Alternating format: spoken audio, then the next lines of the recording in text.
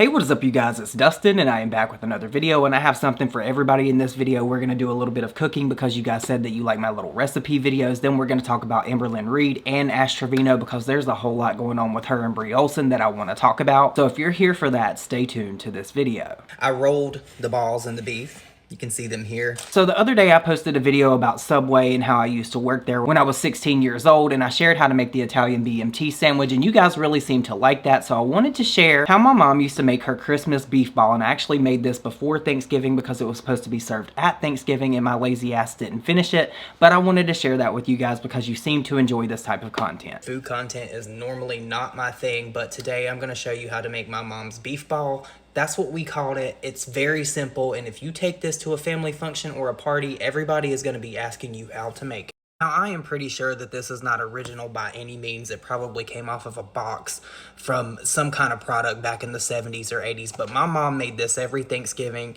and every Christmas, and everybody looked forward to it. So this is what you're going to need. You're going to want some Ritz crackers because that is the best cracker to use with this. You do not want a saltine. You're going to want at least 3 packs of this budding beef. I love this stuff. A lot of people are really judgy when you say you like this because it's cheap, but it's very good. I love it.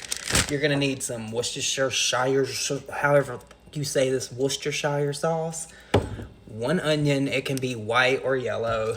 2 packs of cream cheese. You're going to want this to be room temperature. I'll let this sit out for a couple hours. And then I'm going to use Flavor God seasoning. My mom did not put this in there. I'm just going to try to experiment. I'm going to taste it. I'm not going to be that person that's going to give this to people. If it's not good, I'm not going to use it. But first things first, we need to get this beef chopped up.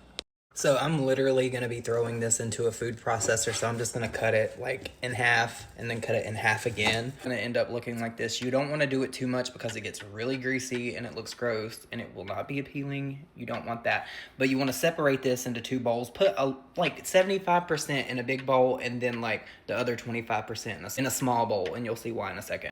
So once you've got that all separated, you're going to put both of these cream cheeses into the big bowl because we're going to cut this onion up and then we're going to add all the stuff in. I apologize for not having the exact recipe. This is just what I remember. You can add and subtract whatever you like. Add more onion if you like onion. Add more beef if you like beef. It's just one of those things. So I'm just going to go ahead and chop up this onion and throw it into the food processor, and I'll be right back. Now, these onions about have me crying like Lauralee, so I'm just going to go ahead and add what I want into this. That small onion ended up being a lot more than I thought it was going to be, so I'm going to add probably about that much. I don't know how much it is. I'm not a chef. So I'm going to get this all incorporated and mixed together. You want to make sure you get it all mixed together good because you don't want a whole bunch of onions in one part of it and then like more beef in the other. It just won't go together good. So I'm going to mix this all together, and then we're going to add the Worcestershire sauce. I was actually out of this, which is crazy. I don't know anybody else that eats or uses this sauce. I'm not going to say it again. As much as I do, we go through it a lot. So I'm going to be very heavy-handed with this as much as I can be because I like a lot. Did you know that there's anchovies in this? It kind of turned me off for a little bit, but it tastes too good. So I added quite a lot. You saw. So I'm going to get this all mixed together, and then we're going to do the hard part. Now, this is why I say it's the hard part, because my mom made this look easy. I don't know how in the hell she did it. I guess it was just mom magic, but you're going to want to get some plastic wrap and put it across a cutting board or your countertop.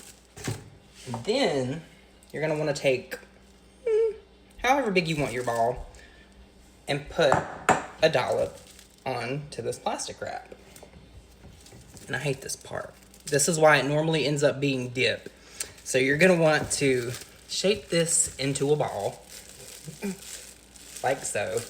I guess I could have used gloves. That would have been a hell of a lot. Oh, well, you know what? Maybe I'm onto something because this is a perfect ball. So what you're going to do is you're going to put this into this plastic wrap and let it sit in this ball back in the refrigerator for maybe an hour or so, just so it can get hard enough, because you're going to take this off and roll it in this. So I'm going to do that, and I'll be back in just a little bit. So once that sat for an hour or so, I let mine set a whole day. This is actually after Thanksgiving. I was lazy as hell and I didn't finish this, but I rolled the balls in the beef. You can see them here. I'm gonna eat these with some Ritz crackers. It's really good, and every year when I make this, I think of my mom. I lost my mom 3 years ago, and I miss her terribly, and I miss this lady so much. So I'm gonna go eat this beef ball and think of my mom, and if you guys wanna make this, I hope you enjoy it. I hope this wasn't useless information. I hope you guys all have an amazing day. So now I guess we need to talk about Miss Amerblynn Reid. Now I haven't made a lot of videos about her recently, but I have been trying to catch up on what's going on with her, and apparently, allegedly, the girls are saying that she has been demonetized and she no longer plans to be posting over here on YouTube. Now I did see that she's offering cameos for $100, which is actually insane. Mine are $5 and people still don't buy mine, but for the life of me, I cannot understand why anyone would pay Amerblynn Reid $100 to sit down for 1 minute to record a video for them. That's just crazy. But I wanted to react to this clip that I saw over on TikTok of Amerblynn Reid addressing this and everything that's been going on with her, so let's get into it. YouTube is no longer my job.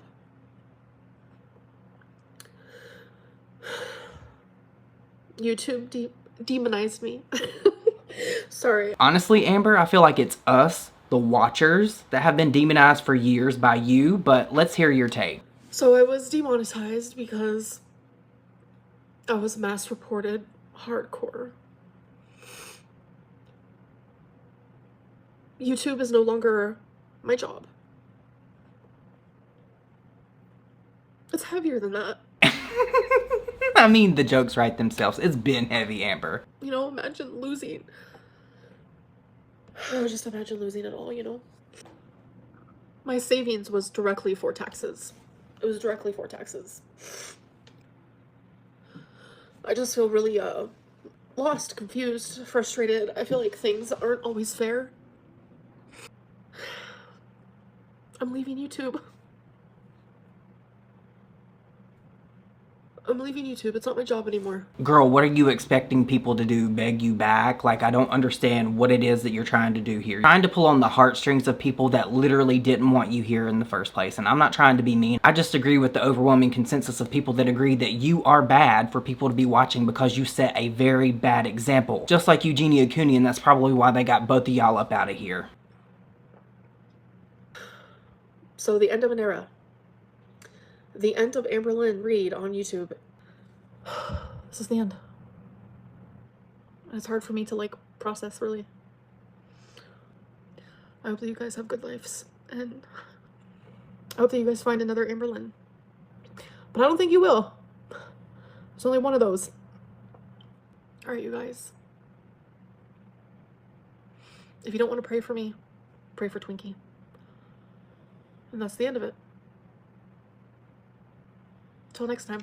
I think it's safe to say that this will not be the end for Amerblynn because over on TikTok she does have a sizable following. I just don't think that she makes the money over there that she was making over here, but we're just gonna see. She's gonna end up appealing it and she'll end up probably getting her monetization back. But of course, I want to know what you guys think about this situation down below. Do you follow Amerblynn Reid? Are you surprised by this? Did you think it would take this long, or did you ever even think that this would happen? Let me know your thoughts and opinions down below. But now I guess we need to talk about the trash of the hour, Ash Trevino, and how delusional she actually is. So I was scrolling over on TikTok minding my business and other people's like I do, and this video of a live stream from Ash Trevino came up where she was talking about Bri Olsen, and we all know the history between these two. They're going back and forth like they always have been, and Ash Trevino again decided to say some of the nastiest things a person could possibly say to someone, so let's get into it.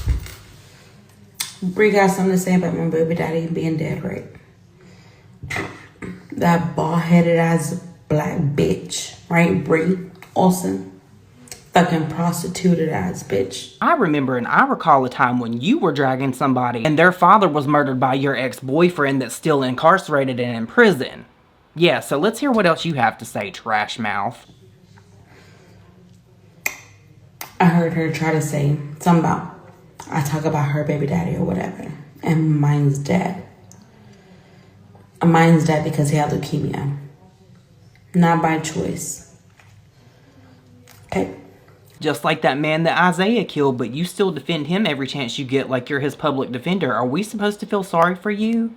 Are we supposed to care that your feelings are somehow hurt that somebody talked about your dead baby daddy after all the horrible shit that you've said to people and all the horrible shit you've done to people? I'm not saying it's okay. I don't think people should do it, but you're the last person that should be able to get upset because you've said some awful shit yourself. Bri, I swear to God, I want to fucking get a hold of you so bad.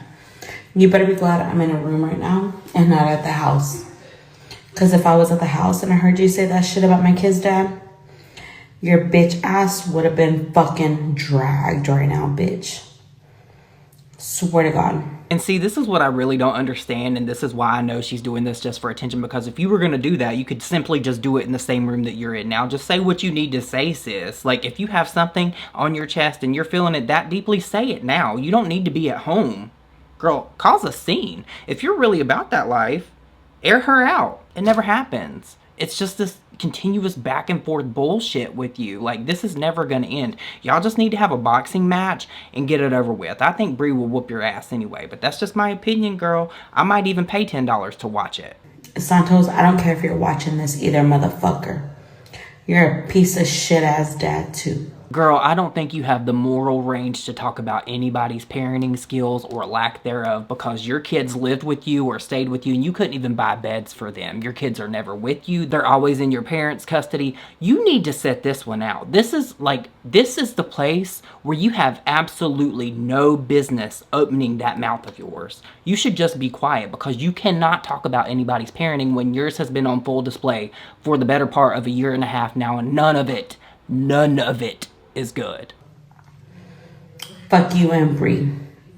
For y'all to try to have a kid, fuck y'all.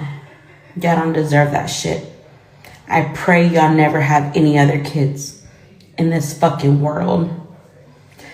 You are just as stupid as her. Honestly, this is just crazy to me. It's just one piece of shit calling out another piece of shit about who's the bigger piece of shit.